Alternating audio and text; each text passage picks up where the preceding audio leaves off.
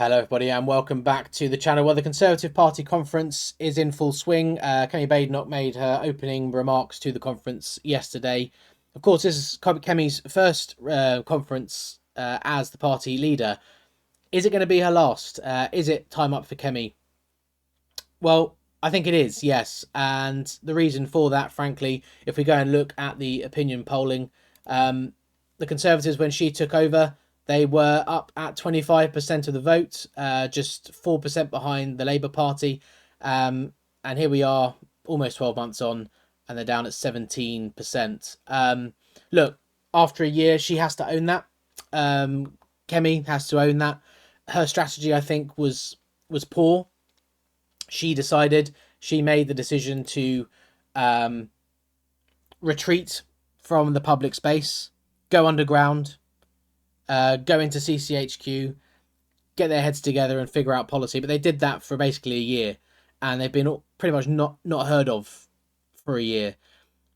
And frankly, while that may seem like a very considered, mature, careful, thoughtful strategy, frankly, the world doesn't stop for the Conservative Party, and the country has moved on from the Conservative Party. Look, they took a hammering at the general election last year. They were in a very, very weak spot, and Kemi, as leader, decided to disappear so that she and her party could decide what they stand for, and they surrendered the public square to Reform and Nigel Farage, who said thank you very much, stepped into the vacuum, and for over a year now, Reform and Farage have been driving the national conversation on various issues, but obviously particularly on immigration. And like I say, Kemi, as the leader of the Conservative Party, has to own that.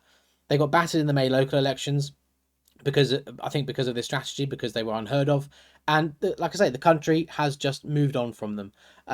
So is this her last conference? Is it the time up? Is it the last dance? Yes, I think it has to be. I'll be very, very surprised if the Tories don't remove her. Obviously, she has an amnesty on her leadership until her anniversary of being elected, which is early next month. I don't know if they'll remove her straight away. Get in the comments, let me know what you think. Will they sort of make this... will they immediately get rid of her? Will plans be put in place immediately to get Robert Jenrick in? Or will they wait until the May local elections, where they're probably going to take another pasting, and that will be the trigger to remove her? Let me know what you think. I don't know how they're going to do that. We'll obviously cover it as and when we get info on this channel. But look, let's look at the scale of the task that the next Conservative leader will have in store for them.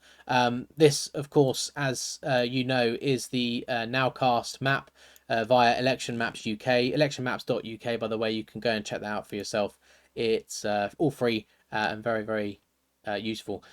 Look, why don't we start in Kemi's own seat of North West Essex, where she has been projected for a number of weeks now to lose to Reform. Only 3.6% behind, so not a huge margin at all, but I think it goes to show how the country, frankly, doesn't care about Kemi or the Conservatives. No respect shown for her whatsoever here, losing to Reform in her own constituency. And if we zoom into East Anglia in general, look at that. I mean, what is traditionally a fairly conservative voting part of the country, no Conservatives winning in Essex, no Conservatives winning in Suffolk, no Conservative winning in Norfolk, no Conservative winning in Cambridgeshire. That's incredible. It's just it's a wipeout. Even if you come down into Kent, there's only Tunbridge, Tom Tugendhat, who's projected to win. East Grinstead and Uckfield, Arundel and South Down, so a couple in Sussex. Only one in Surrey, Runnymede and Weybridge. The only one seat they would cling on to in Surrey. You come across to Devon, again, a formerly or traditionally very conservative a voting part of the country. No Conservatives to be seen down here. So look, the Conservatives are in a hole. If you watch the channel for any period of time, and by the way, hundreds of you subscribed off that last video. Thank you so much for that. You can see we're up to 9,400 subscribers now, top right corner. But if you've been here for a while, if you're new here, I've been saying for a while the Conservative Party is finished. It's finished. And I do think Kemi's contributed to that with her strategy by going off grid for so long and ceding so much of the momentum to Reform.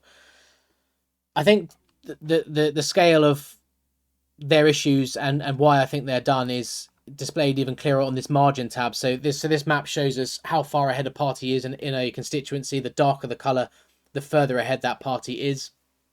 So the dark purple that you see on the screen there are all the seats where Reform have an advantage of 15 points or more over the runner-up party. And I hope what you see there is no dark blue. You can't see any dark blue unless you zoom into London, and then you get Ruislip where they're 17 points ahead, so they're safe there, and Harrow East where they're 33% ahead, very safe there. That's it. The only other one, Croydon South, the Shadow Home Secretary Chris Philp is 12.8 points ahead there. Other than that, you zoom out. Even when we look at those seats we just looked at where they are still clinging on in formerly heartland areas, Tunbridge for Tom Tugendhat, 0.6% ahead. It's a toss-up with Reform. East Grinstead and Uckfield, to be fair, just under 5% ahead, so a bit more of a lead there. Arundel and South Downs, less than 2% ahead of Reform. Salisbury is a three-way marginal between Conservatives, Reform and Lib Dems. So you see that even what they have, it's very, very... It's close. It's very close. Rutland and Stamford, 3.3%. Again, a bit further, but it's getting closer. Harborough, 0.2% toss-up with Reform. Even former Prime Minister Rishi Sunak in Richmond and North Allerton there, he is looking at a lead of 5%. So that's come down a lot from earlier in this year as well, and post-general election. So all to say that really at this stage, the Conservative Party are just a couple of points drop in the polls away versus a couple of points gain for Reform away from their handful of 40 odd seats being reduced down to 10, maybe, if they're lucky. We are looking at a potential Conservative wipeout, really, where they're reduced to a totally irrelevant force. I mean, even with this result, they would be essentially irrelevant, but they are going to be reduced to an embarrassingly small cohort of MPs in the House of Commons. And so, do I think that a new leader can turn it round? Well, look, like I say, the Reform have been driving the agenda, particularly with regards to immigration, legal and illegal, for over a year. Now, Kemi has, in these last few days, just before the conference, finally committed the Conservatives to a policy of withdrawal from the European Convention and European Court of Human Rights. They pretty much copy and pasted Reform's policy. There's not much difference in there. Similar to how the Labour Party copy and pasted the indefinite leave to remain policy, mostly, not entirely. Reforms is still a little bit more extreme, but they copy and paste that policy and called Reform racist at the same time, which was interesting. But the Tories have copy and pasted the ECHR policy from Reform pretty much. But it's taken them a year to get there. You know, they needed to do this. Well, frankly, they needed to do it in government, but they needed to do it a year ago when Kemi became the leader. That had to be the first thing, and they had to go and go toe to toe with Reform on this issue. They didn't. They disappeared for a year. Reform have been leading it, and now it just looks like they're copying Reform out of desperation. But herein lies the issue for the new leader, because I think a new Conservative leader will maintain this policy. You've got Tobias Ellwood in the Telegraph saying leaving the ACHR is an anti-Conservative policy. You know, this guy was against Brexit. He's against, obviously, leaving the ECHR. And this is the problem the Conservatives have. They are still split down the middle, frankly, on the European question. That's where it all comes from. But they're split. Kemi cannot claim that the ECHR, leaving the ECHR, is a policy that her party fully supports. Now, she said that you have to sign up to this policy in order to stand as a Conservative MP. Look, perhaps that's a good policy to have, but if half your party's activists don't believe in what you're saying, then you're on the road to destruction, aren't you? So look, the party is still split, so the new leader is going to have that issue to deal with, and this goes in further into my thoughts, my belief that this party is a spent force. Look, let me know what you think. Is it time up for Kemi? And when do you think they will replace her? Will they do it immediately once her amnesty ends next month, or are they going to wait until the May local elections? Let me know your thoughts in the comments. Thank you again, everyone, for subscribing to the channel. And of course, remember, we've got another busy week of local council by-elections this week as well. Should have the roundup video out for you on the Friday. So if you want to see that, please do make sure you subscribe to the channel and hit the notification bell. Yeah, we'll see, won't we, if the Conservative Party conference makes any sort of difference to people's voting patterns.